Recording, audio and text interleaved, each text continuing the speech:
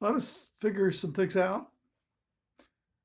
Certainly in college, isolated from anything medical, I could think about the eye as the dynamic system it always had to be and always is today, and however many years ago. It will always be a device that has measured positive refractive states or negative refractive states as measured by me personally, not measured with a retinoscope ever. So for primate eyes, you have to use a retinoscope, but for your measurements, it's direct. Now, what Greg Johnson said was that's the parents and the child and our educational system that's doing it. He's 100% right. But the other issue this is when we say medical or think medical, we don't pay attention. True of me too. We don't listen to medical people. Whatever they're doing, whatever they're saying, we don't listen to them. It's also very true of Rupa Wong. Nobody listens to her.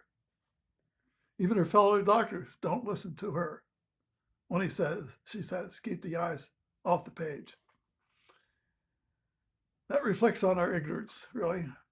My own ignorance as a child, parents' ignorance, child's terribly habits. And what do we expect? We expect Greg Johnson to fix us after we get down to 2040 or 2050. And even he's saying, it's not my problem. It's the ignorance of the public that does it. And he can't fix the child by pulling the kid's nose off the page. That's a parent's problem. That's why I don't talk about recovery for children, because it must be resolved by the parents or the child himself. Certainly, I did damage to my eyes by my habits as a child. I know it now. I did not know it then. So, is there any future at all? And I'm afraid it cannot come from optometry or medical mind, because they're all medical. It says, I'm medical. I have all this vast training, and I know so much. I know so much more than the public knows. Therefore, I will give them medical advice. And the medical advice is this: prevention is possible at 2020 and at 2040. I don't have a problem with that. I know how difficult prevention is. And the public did not want to do it. They don't want to use a plus lens for prevention. And the only place I could see this would change would be engineers who understand the eye's behavior is dynamic. And this comes down to that Stellitz lens, which Dr. Johnson holds up and throws out. Because it's really, it must go with the published data in optometry. If you use it, yes, it will slow down rather than going down at 1 diopter per year. You'll go down at half diopter per year. And what does that really get you? You don't get back out of it, and you have not prevented it. So either I expect a great deal of the person, which means basically he makes the measurements himself. And indeed, I would accept a compromise. And I'm looking at my Snellen now. If you're going to use a Snellen, then the make or break line should be the 2040 line, not the 2020 line. You could probably do 2020, 2040. But I still can't see prevention being possible unless a person has the wisdom, knowledge, and fortitude to make his own measurements. And I don't see you doing it. Now, I limit myself to where it's still possible. And where it's still possible is in the range of 2040 to 2060. It also depends if you're going to an engineering school. That's important because I know, and you should know, you're going down half diopter, 1/2 diopter per year once you're at 2040. This means almost mathematically 2 doctors down in 4 years. And then you'll say, that's not going to happen to me. And you would have to be totally scientific ignorant to think that. And nobody in medicine will volunteer that information to you.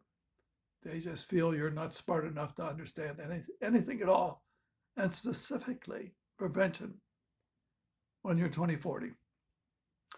And that was that newspaper clipping where the young man, 8 years old, got down to 20/40. What did he do?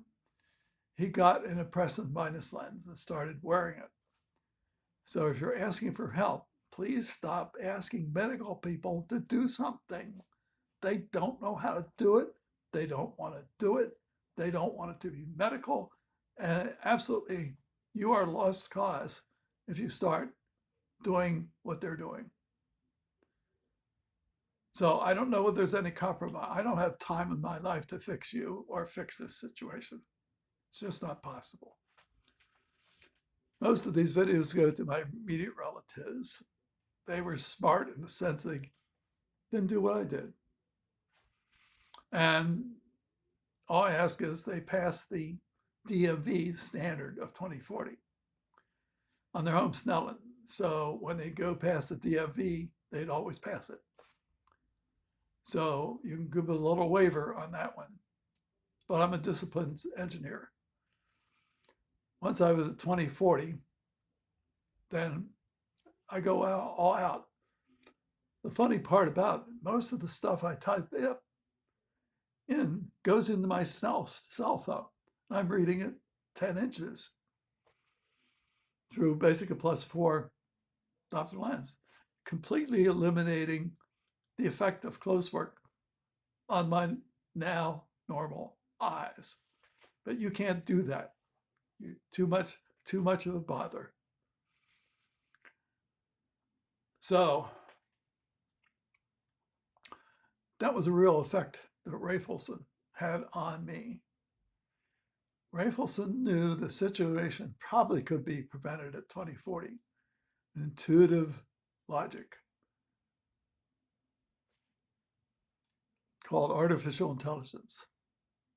He had that intuitive sense that I developed in engineering school. It's far beyond intuitive.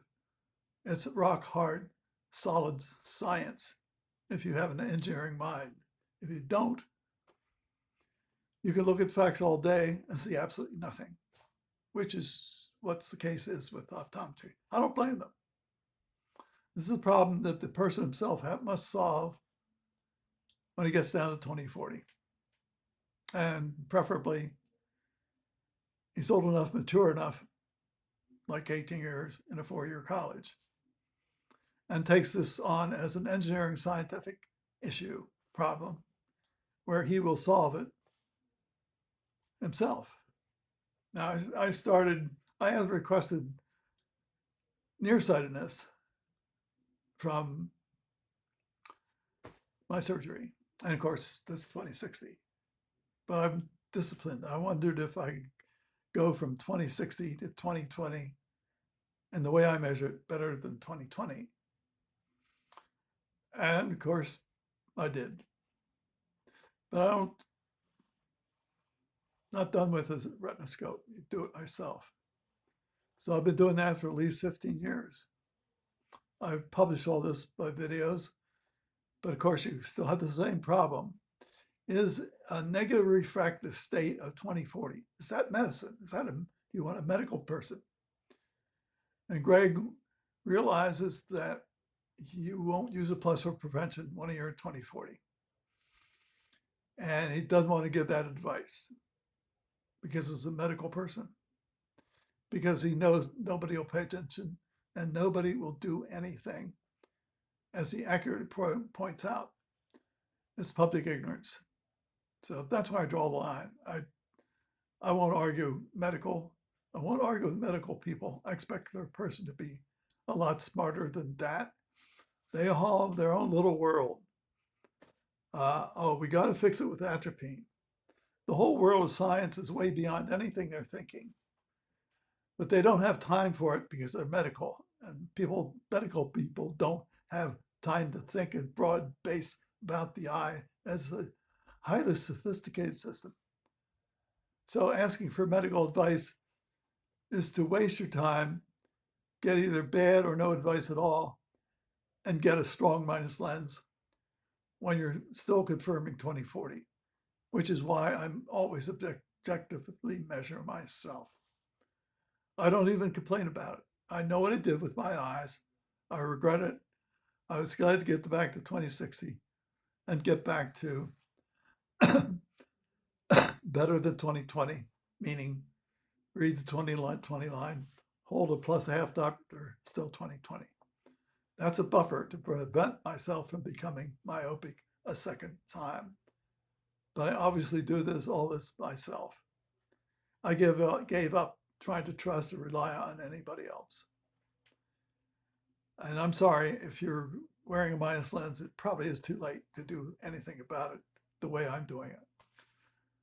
If you have any commentary, by all means, volunteer. This is a free country. You're allowed to speak freely, openly about scientific subjects and the concept that evolution designed a highly sophisticated system, not an incompetent, battered camera, which needs to be fixed with a strong minus lens.